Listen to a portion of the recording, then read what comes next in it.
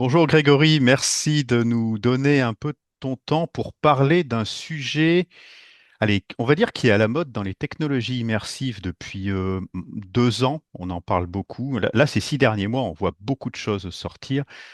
Et ce sujet, c'est le Gaussian splatting. Il faut avouer que quand on regarde un peu les réalisations, il y a un petit côté quand même magique sur ce qu'apporte cette techno en termes de rendu et de contenu.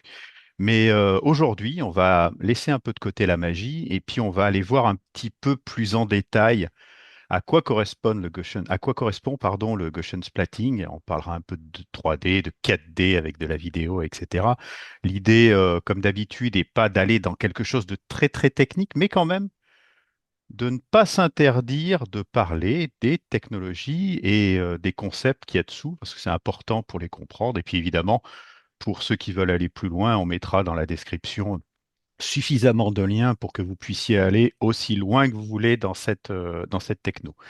Mais avant de passer au Gaussian splatting, Grégory, s'il te plaît, est-ce que tu peux te présenter? Merci. Bonjour Grégory. Moi, Grégory Duvallée, je suis conseiller technologique chez Clarté. C'est-à-dire que je fais essentiellement de la sensibilisation aux entreprises sur les technologies immersives, aussi sur l'IA, plutôt côté industriel, et puis dernièrement aussi sur le Gaussian splatting, sur l'opérateur augmenté. Voilà. Et puis, j'en profite pour expliquer un peu Clarté, si tu veux bien. Clarté, c'est un centre d'expertise, un centre de ressources technologiques, c'est un label de l'État, hein. On est 19 personnes, on est basé à Laval, le cœur historique. Et puis, l'année prochaine, on fête nos 30 ans. Ouais, c'est pas mal. Et donc, on peut dire qu'on a un petit niveau d'expertise sur le domaine. Et donc, voilà, nous, on fait de la sensibilisation, on fait du conseil, de l'accompagnement des entreprises sur ces technologies. Et puis, on réalise, on fait du sur-mesure avec un côté innovant. Donc, on a de la côté innovation qui est porté par des entreprises. Et puis, il y a un côté innovation qui, grâce aux subventions, on réalise de la R&D interne. Voilà. Alors, ça tombe bien parce que comme tu dis, ça fait très longtemps que vous êtes dans le domaine de la 3D, des technologies immersives, etc. Et vous avez vu justement fleurir beaucoup de technologies, en particulier pour créer du contenu dans ces domaines-là. Et donc, le Gaussian splatting, qui est pas si vieux, est-ce que tu peux nous dire de manière un peu générale, qu'est-ce qui se cache derrière ce terme? Ouais, on va essayer.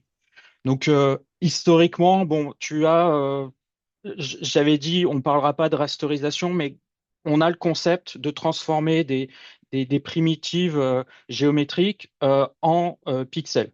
Donc ça, c'est la base.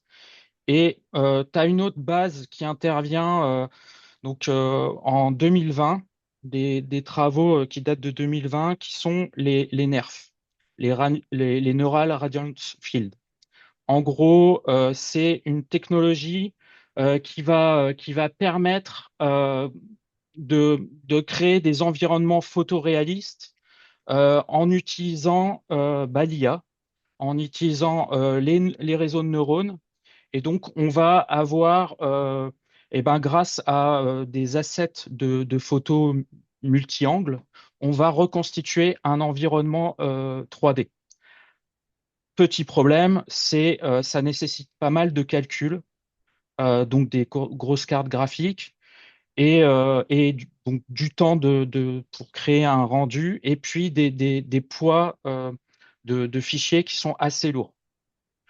Donc ça, c'est 2020. En 2023, on a un papier en juin qui sort de l'INRIA, donc un labo français, sur le Gaussian splatting. Et donc, on a une nouvelle technologie qui arrive et qui est très prometteuse parce que, notamment, les problématiques du nerf, elle en traite pas mal, c'est-à-dire qu'elle rend plus léger le poids des fichiers parce qu'il y a un calcul qui est bien moindre, plus accessible à tout le monde, hein. On n'a plus besoin d'avoir des grosses cartes pour pouvoir le réaliser. Et, euh, et en fait, bon, la technologie en soi, si tu veux, on part d'un les Gaussian splatting, donc traduction française pur jus, éclaboussure de gaussienne. Bon, ça veut pas dire grand-chose. Ça donne quand même un petit indice. C'est qu'on est sur des points, comme un nuage de points d'un lidar, d'un scan laser, où on va avoir des paramètres pour chaque point, X, Y, Z, sa position dans l'espace. On va avoir une couleur, RGB, et puis éventuellement d'autres paramètres, mais c'est les trois paramètres essentiels.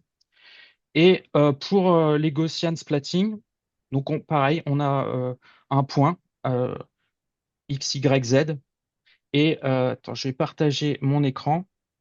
Donc on a pour chaque point, on va lui attribuer une position dans l'espace. Donc on va avoir un centre pour chaque point, X, Y, Z. Et on va avoir de la couleur, mais on va avoir des notions supplémentaires.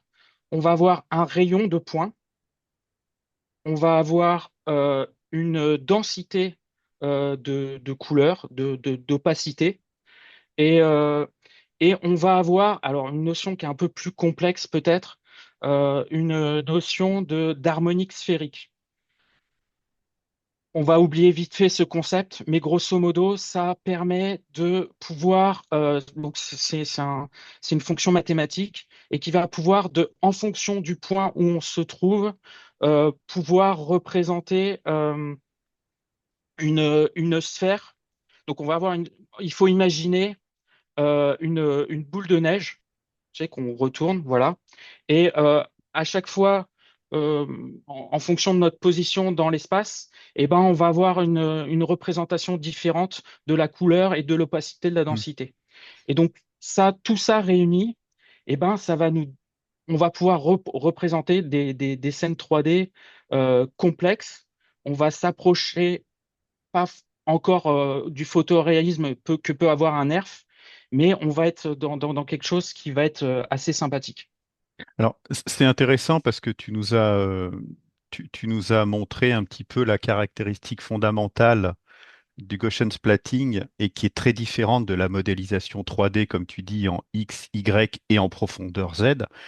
C'est que là, le Gaussian splatting, il nous représente ce point parce qu'on le regarde d'un endroit. Alors c'est un peu bizarre à dire, mais donc la scène en elle-même n'est pas une modélisation 3D, elle n'existe, enfin on ne voit que ce qu'on voit par rapport à notre champ de vision, on va dire, et si on se déplace, eh ben, ce champ de vision se déplace, et donc il y a un recalcul en temps réel. C'est dit comme Je, ça a l'air rien, mais c'est une petite révolution dans la représentation en fait.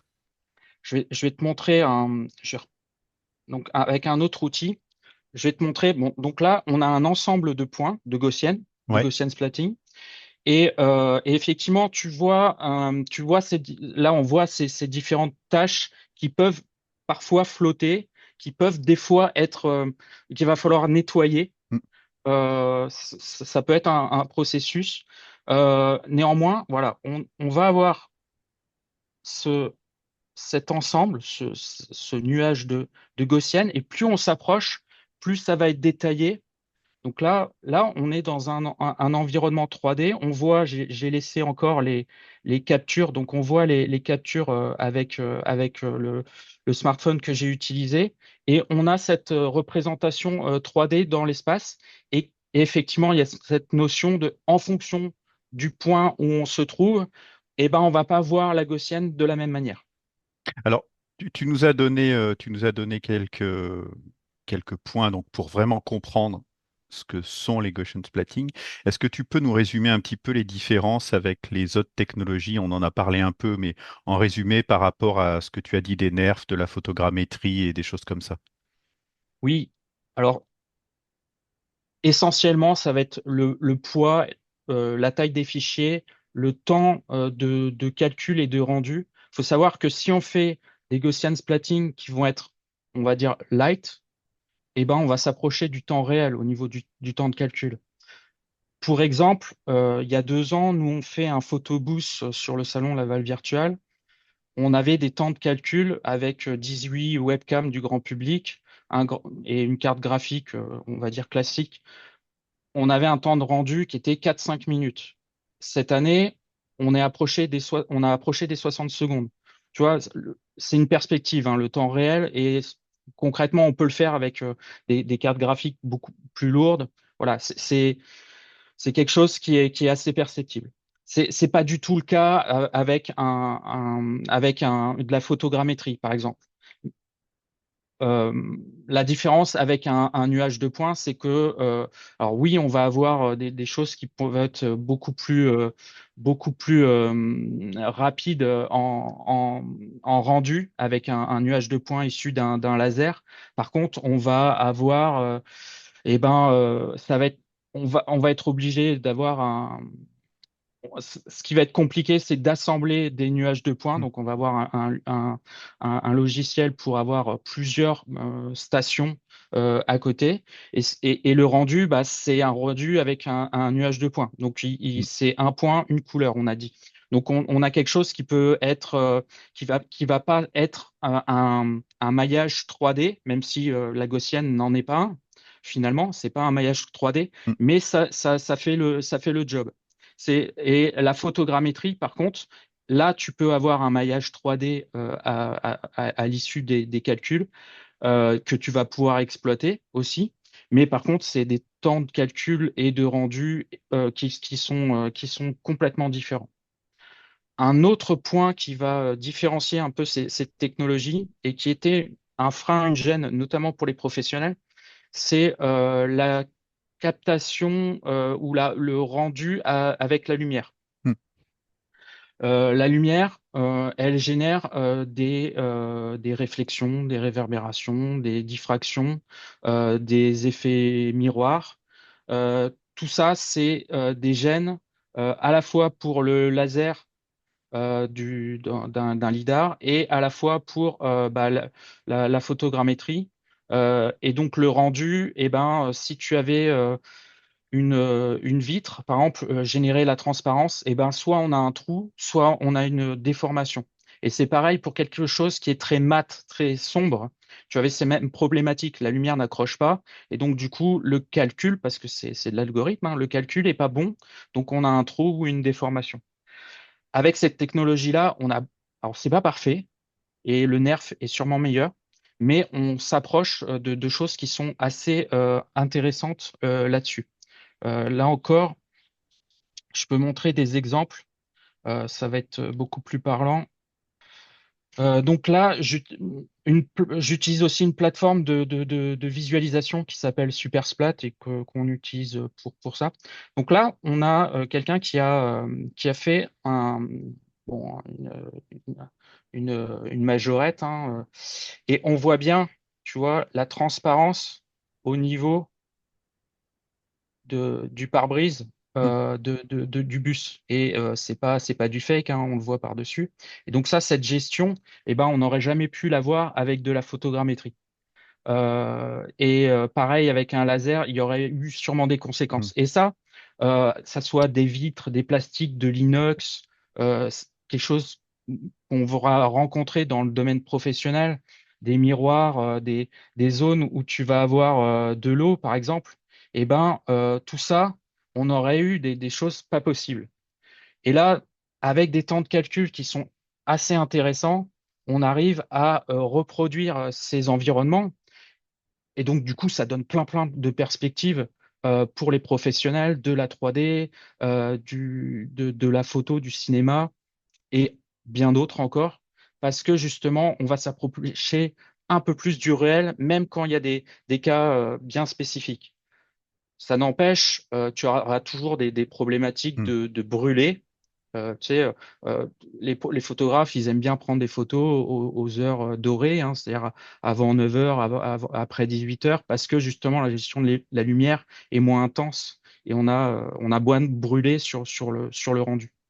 Donc voilà, ça, c'est des choses qui sont différenciantes par rapport aux technologies précédentes. La vitesse, le temps de calcul et puis la gestion de la lumière. Ok, bah écoute, c'est très clair. Est-ce que tu peux nous détailler maintenant assez concrètement les étapes pour passer d'une prise de vue au résultat final? Quels outils, quelles applications, peut-être quelles compétences sont nécessaires pour aller utiliser cette technique? Un espèce de process complet. Oui, alors la première étape, c'est la capture.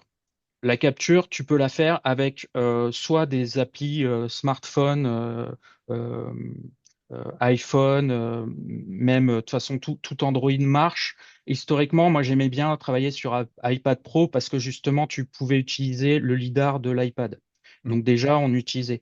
Et on remarque que sur le marché, les gens qui sont intéressés à de la captation lidar sur iPad ou iPhone, eh ben, ils ont produit des applications dédiées justement pour ceux qui faisaient du rendu 3D comme ça. Donc des applications comme Kiri Engine, Scaniverse de Niantic, Polycam, tu vois, c'est des gens qui vont utiliser à la fois du lidar, de la photogrammétrie, reality capture hein, aussi, et maintenant qui vont proposer des solutions de Gaussian splatting. Donc on peut le faire à partir de son smartphone, et après rien n'empêche de faire un set de données avec juste des photos classiques ou de la vidéo, parce qu'on va pouvoir parser, ca- utiliser frame par frame ou les meilleurs frames en fonction, on peut utiliser soit des parseurs, soit directement des logiciels vont pouvoir t'aider à le faire. Donc la capture, on peut faire avec un appareil réflexe classique, là encore, hein, et c'est juste qu'on va utiliser, on va injecter son set de photos derrière. Donc ça c'est en utilisant une application dédiée, celle que j'ai citée, tu vas pouvoir faire tout ton cycle à partir de l'application. Ça, c'est assez intéressant. Même ils ont des galeries et éventuellement, si tu n'as pas de galerie pour la visualiser ou la partager après en mode vidéo, tu peux utiliser des visualiseurs comme j'ai utilisé tout à l'heure. Hmm. Supersplat, c'est un très bon visualiseur. Et après, tu auras d'autres visualiseurs, j'en parlerai après. Donc la captation, tu peux éventuellement utiliser des caméras 360. Alors là, il y a pas un process super bien réalisé, mais néanmoins, il y a des gens, des experts qui commencent à bricoler des outils. Et donc, tu vas pouvoir utiliser ta photo 360 et de la même manière, en fait, tu vas pouvoir la découper à partir d'outils, notamment un outil développé par Olli Utunen qui va pouvoir parser dans Blender et te faire ce découpage que tu vas pouvoir réinjecter dans un outil comme PostShot, par exemple, qui va générer après le Gaussian splatting. Donc là, la première partie, c'est vraiment la capture et tu vas pouvoir la faire avec tout type d'appareil photo ou vidéo. Euh, de la même manière, nous, on a développé un petit outil de capture automatique avec des réflexes. Et en fait, on fait un rig. Hmm. L'idée, alors, on peut donner des petites bonnes pratiques. Donc, j'ai donné l'heure, c'est pas mal d'utiliser les heures début et fin de journée.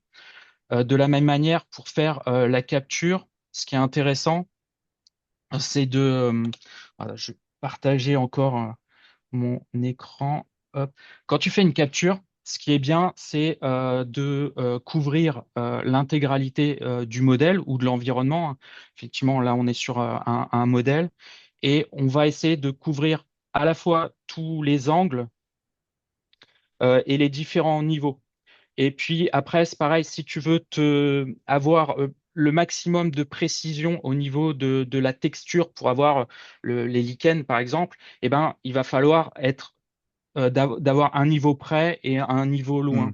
Euh, et bon, du coup, ça va alourdir tes fichiers, mais ça aurait été la même pratique avec d'autres technologies au final. Tu te rapproches des bonnes pratiques de la photogrammétrie, en fait. Voilà. Et en fait, j'ai envie de dire, faut les appliquer. Après, euh, à la différence peut-être de la photogrammétrie, il faut bien travailler tes angles d'incidence pour avoir justement le maximum de reproduction de la lumière, parce que Hmm. ça peut être intéressant si tu souhaites l'exploiter. Après, on n'est pas obligé de l'exploiter, mais si tu le souhaites l'exploiter. Donc voilà. Et donc c'est pour ça que des fois, certains vont utiliser des rigs donc avec des barres où tu vas fixer tes appareils, que ce soit des 360, des smartphones ou des appareils réflexes, et pour les avoir fixes sur un même plan, et puis comme ça, tu vas reproduire bah, tes captations.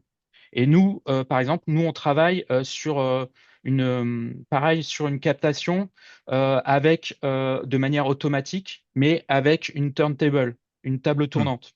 Et donc là, nous, on a automatisé, par exemple, euh, le, l'extraction du green screen qui est derrière. Ok. Donc voilà, la captation, c'est quand même assez important parce que derrière, bah, c'est ce que tu vas exploiter pour faire ton calcul.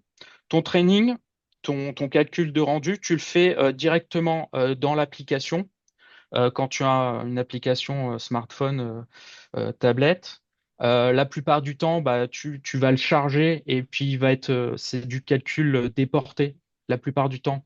Euh, mais il peut être aussi effectué directement sur la tablette.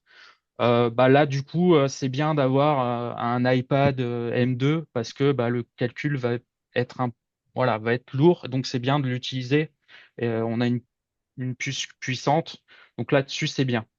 Quand on fait du post-shot comme ici, bah là, du coup, c'est ton calcul qui va être fait directement sur ton PC. Donc, c'est ta carte graphique. Hmm.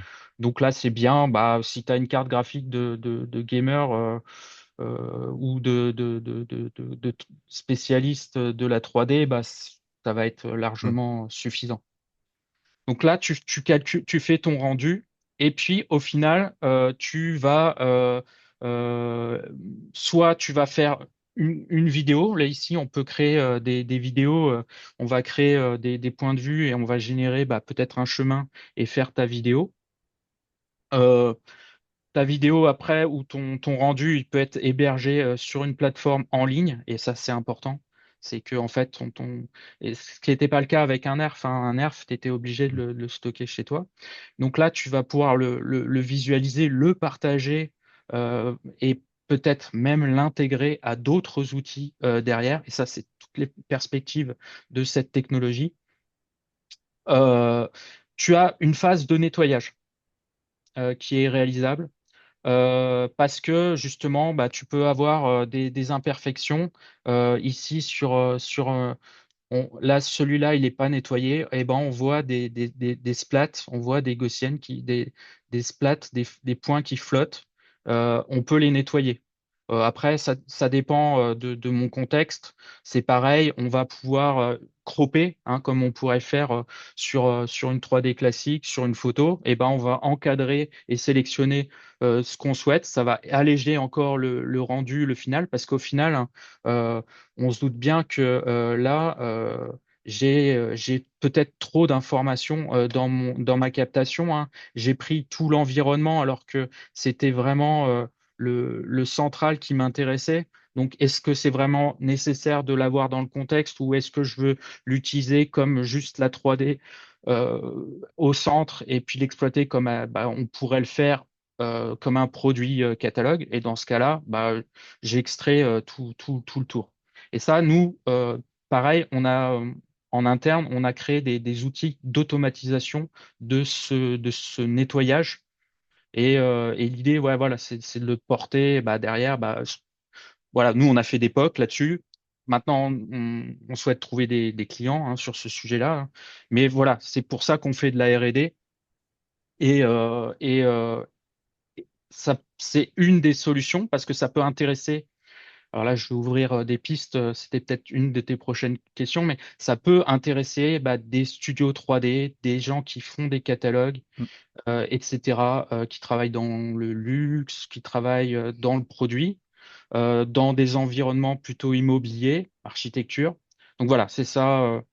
Bah, c'est très grosso modo. intéressant. C'est très intéressant parce que tu ouvres, comme tu dis, l'aspect secteur, en fait. Quels sont les secteurs qui sont aujourd'hui, de ton point de vue, peut-être les plus potentiellement les plus intéressés par l'utilisation de cette technologie?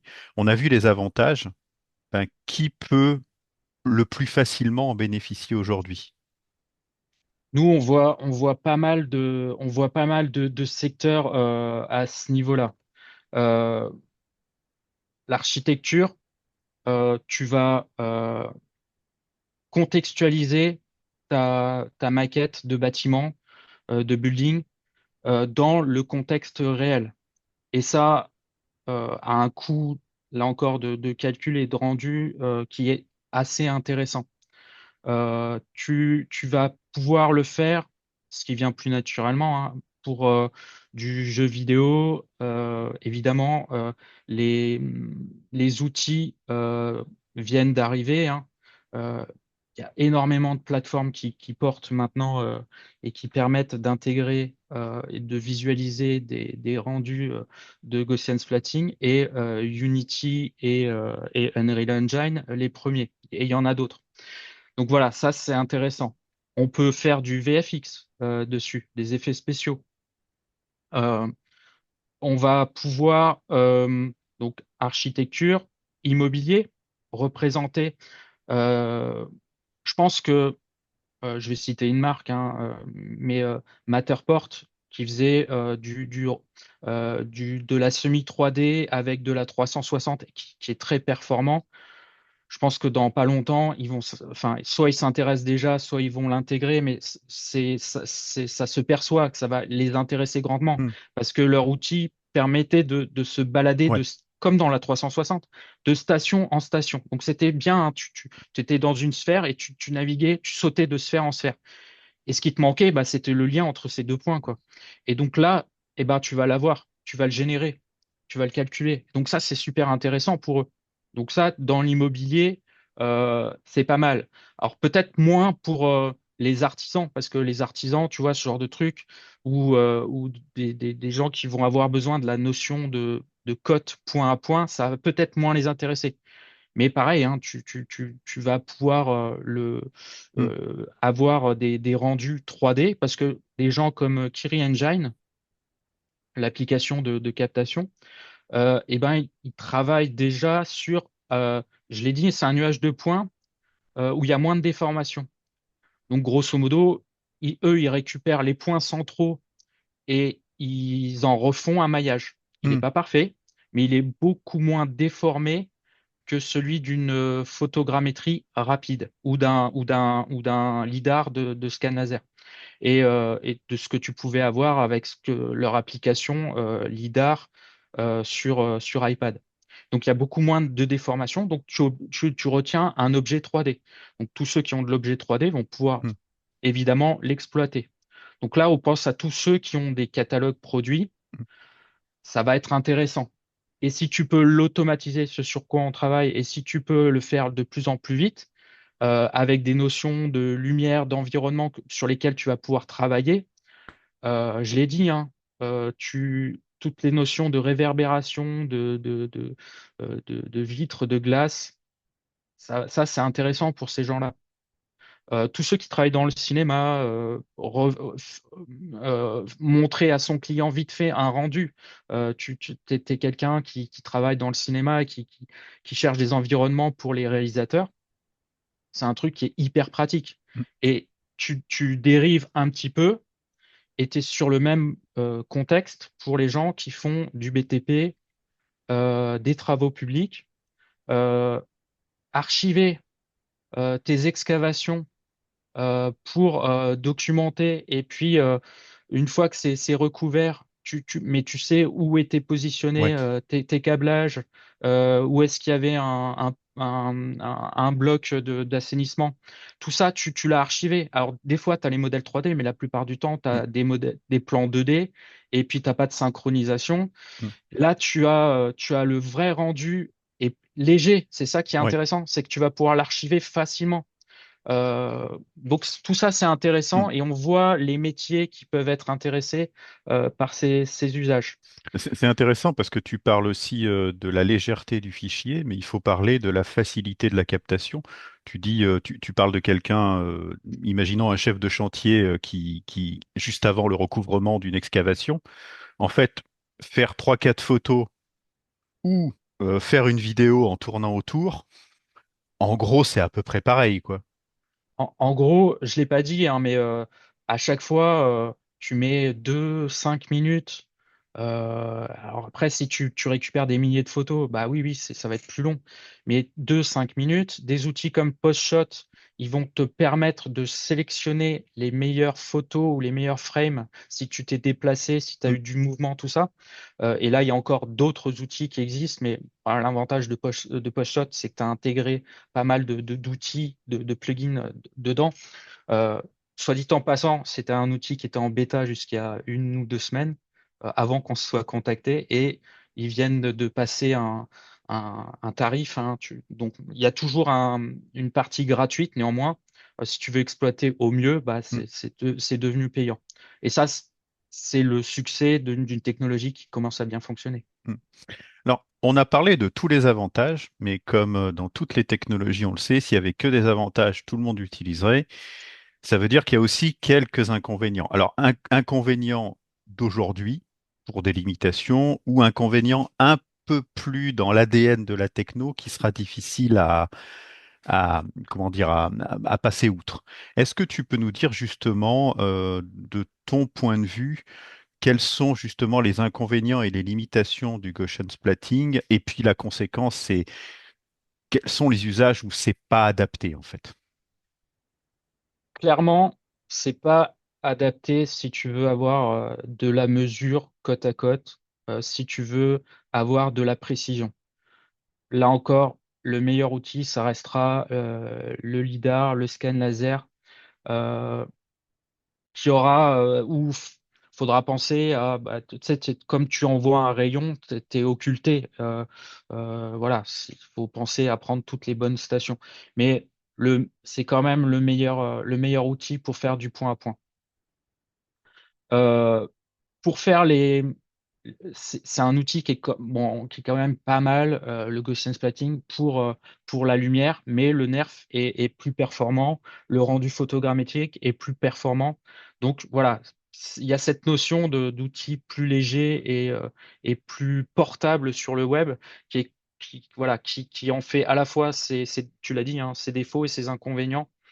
Et au final, pour l'instant, on n'a pas, en tout cas, peu de gens l'utilisent comme un maillage 3D euh, parce que effectivement, là aussi, c'est pas optimal. Ce qui est intéressant, c'est d'avoir ce rendu avec bah, tes différents points de vue en fonction de la sphère, comment tu regardes ta sphère, et puis de la densité de lumière et de couleur. Donc ça c'est un peu ses défauts, mais je trouve qu'il n'y a pas quand même pas mal de qualités. Voilà, pas mal de qualités. Alors, c'est intéressant hein, parce que tu parles de un peu de la transition entre les splats et puis la 3D plus classique dont on peut avoir connaissance depuis des années, hein. On a vu bah, sur le dernier Laval virtual les présentations de Nvidia de ce côté-là. On sent qu'il y a une vraie volonté des offreurs de solutions de créer des ponts entre ces deux mondes pour pouvoir finalement garder la facilité de captation qui est inhérente aux données du Gaussian splatting, et puis aller avec ces données vers des choses qui sont plus compatibles avec de la 3D classique, hein, XYZ, texture, etc., pour pouvoir justement faciliter, faciliter la création de contenu 3D, en fait. Justement, toi, qu'est-ce que tu vois comme, comme évolution à venir pour le Gaussian splatting? Quelles sont les prochaines étapes et est-ce que ça va devenir une sorte de standard en fait dans la création de contenu 3D? Ouais, tu l'as dit, hein, il y a énormément de plateformes et dans tous les sens, hein, qui regardent. C'est, tu l'as dit dès le début, hein, c'est un sujet foisonnant. Ouais. Alors, tu as beaucoup de choses qui sont R&D, il y a beaucoup de choses qui sont bricolage, il y a des choses entre les deux, et puis il y a des choses qui commencent à se professionnaliser, hein, des gens comme Nvidia, tu vois, bon, bah, eux, ils étaient déjà comment, partie prenante dans les nerfs. Donc, Mm. voilà, on l'a dit, Unity, Unreal, des outils qui sont entre les deux. Des outils qui commencent à la fois, tu vois, dans la capture et l'exploitation et le rendu final. Tu as tout l'ensemble, j'en ai pas parlé tout à l'heure, c'est sur les drones, les outils de visualisation, Mm. d'exploitation des données de drones, que ce soit aérien, moins sous-marin. Alors, je cherche des gens pour faire des tests aussi avec du sous-marin. Donc ça, c'est aussi parce qu'il y a du cleaning à faire, je pense, pas mal sur le sous-marin. Et donc ça, c'est un sujet intéressant. Mais voilà, le drone va être aussi un outil support qui va de plus en plus l'exploiter. Pareil, moi, j'ai utilisé j'ai fait des splats à partir de séquençage de vidéos qui dataient d'il y a 8 10 ans de drone. Donc, et ça marche, ça fonctionne. Mm. Euh, des exploitations à venir et sur lesquelles on croit et on travaille, et on n'est pas les seuls, c'est la 4D, c'est la cinématique. Euh, Aujourd'hui, avec des outils classiques de captation, et on en avait montré un peu à Laval Virtual, euh, on fait de la 4D sur des rendus de 5 10 secondes. Mais par contre, derrière, c'est 4 5 heures de Ouais. calcul sur de la machine puissante. Donc voilà. Mais et alors, tu vois, en même temps, nous, on travaille pas mal sur l'optimisation. Ça nous laisse pas mal d'objectifs et de choses à compléter. Mais ouais, c'est un des sujets. La capture automatique sur des choses, c'est des choses sur lesquelles on travaille. Et après, tu vas avoir bah, les exploitations métiers. On l'a dit, hein, là, je l'ai pas montré, mais j'ai utilisé hein, avec des outils faciles, type Spatial, Reveal Space, des choses comme ça, où tu vas pouvoir uploader donc ton fichier PLY, hein, qui est le fichier le plus classique d'un Gaussian splatting, et tu vas pouvoir l'uploader dans un outil web. Tu vas pouvoir y incorporer rapidement un avatar, d'autres environnements, des points d'intérêt comme tu peux avoir dans une 360. Et puis tu vas pouvoir ben, naviguer dessus sur ton desktop. Donc ça, c'est une des exploitations. Une autre exploitation qui a déjà commencé, eh ben, c'est la mise sous casque.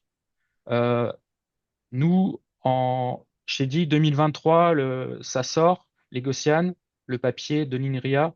En juillet, on sort un outil sur notre GitLab pour pouvoir le mettre sous casque. Et depuis, tu as des outils grand public comme Gracia VR qui Mm. permettent de pouvoir voilà, uploader ton Gaussian splatting et naviguer dedans. Voire même avec de la 4D, avec des vidéos. Alors, ce qui sont plutôt leurs modèles à eux, mais voilà, c'est réalisable. En tout cas, ça donne des perspectives. Mm. On voit là, clairement les roadmaps technologiques. Meta s'y est mis avec un outil qui s'appelle Hyperscale. Mm. Là aussi, c'est leur propre Gaussian, mais bon, tu vois, tu peux naviguer avec ton casque VR dedans. Tu as aussi dans la même optique Scaniverse, j'en ai pas parlé, mais qui fait donc un outil de Niantic qui permet de faire la capture, le rendu, les vidéos si tu veux les partager, et puis tu peux comment l'échanger sur des plateformes d'échange de 3D type comment Sketchfab ou autre. Et il y a une application VR, tu peux naviguer dedans dans celles que tu as réalisées même. Donc ça, c'est quand même Mm. c'est plutôt pas mal. Je pourrais en montrer éventuellement, mais et donc ça c'est bah, tu vois c'est c'est un peu comme ChatGPT ou le chat, pour être plus franco-français. Euh, c'est avec l'IA, donner les outils un peu à tout le monde. Alors oui, tout à chacun peut s'en saisir et l'exploiter pour bricoler ou commencer à projeter pour un projet, un prototype.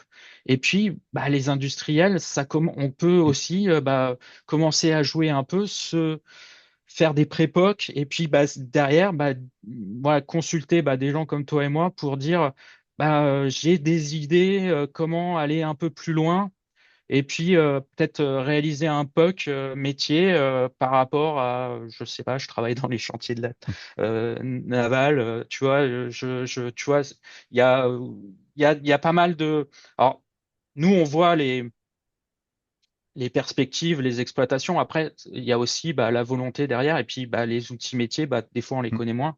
Mais voilà, l'idée, c'est aussi de porter cette sensibilisation, de porter ces outils un peu à tout le monde pour que ça se démocratise, mais ça va super vite, hein. Justement, on voit que ça se démocratise et comme tu le dis, ce qui est peut-être le plus étonnant, c'est de voir autant d'outils faciles d'accès pour pouvoir très facilement bricoler des choses et avoir des résultats. Si on se place un peu du côté des professionnels de la XR, des gens qui travaillent dans la création de contenu, dans la réalisation d'expériences, peut-être des gens qui travaillent dans la mocap ou des choses comme ça, et qui seraient intéressés par aller plus loin justement dans la découverte du Gaussian splatting, quels conseils tu leur donnerais justement pour peut-être éviter des pièges ou des erreurs que vous avez déjà vues, vous, dans votre parcours? Comment intégrer cette technologie aujourd'hui dans leur manière de produire du contenu? Bah, le premier des sujets, enfin, moi, mon premier réflexe, c'est, là encore, hein, toi comme moi, on est des experts indépendants sur la 3D de manière générale. Et ben, justement, nous, on a l'habitude de veiller sur ces sujets et c'est important de faire une veille sur ces sujets de la même manière que tu peux faire une veille sur l'IA dans son ensemble ou sur des secteurs particuliers. Et c'est important de faire des veilles. Donc, il y a les veilles. Moi, il y a un blog par exemple, ou un portail qui est hyper intéressant qui s'appelle radiancefields.com et qui, voilà, qui agrège pas mal de données. Sur LinkedIn, voilà, tu peux te connecter ou suivre les experts métiers qui commencent justement à publier sur ces choses-là. Mais la veille, ouais, de manière générale, quand tu as un secteur technologique que tu sens qui rentre dans ton scope métier, c'est important de le suivre. Et après, de suivre via des blogs, via des portails, via des sites d'actualité. Après, tu peux aller plus loin, mais à la limite, le plus loin, ceux qui vont surveiller les news plus spécifiques, les entreprises dédiées, euh, les brevets ou les papiers scientifiques, là, vaut mieux peut-être suivre les experts qui, eux, vont collecter, agréger, synthétiser au travers de ce qu'ils font au quotidien. Et là, c'est plus intéressant de les suivre, eux, peut-être. Donc là, pareil, hein, dans la 3D ou la VR ou la réalité augmentée, il y a plein d'acteurs sur ces sujets-là. Tu es le premier, il y a ta lettre qui est hyper intéressante pour suivre ces sujets. Et après, j'ai envie de dire, ce qui est intéressant de suivre, c'est l'hybridation que peut avoir d'autres technologies avec celle-ci. On a parlé ERA, Gaussian splatting, par exemple, c'est un sujet intéressant parce que justement léger, peut-être tu te dis que au final, les visualiser dedans, ça sera peut-être de plus en plus simple et que visualiser une scène en Gaussian splatting dans un contexte réel, c'est pas de la science-fiction. Ça peut se faire très très rapidement, voire ça se fait déjà. Euh, et donc voir comment tu peux hybrider. Et ça c'est intéressant de suivre là aussi hein, des choses.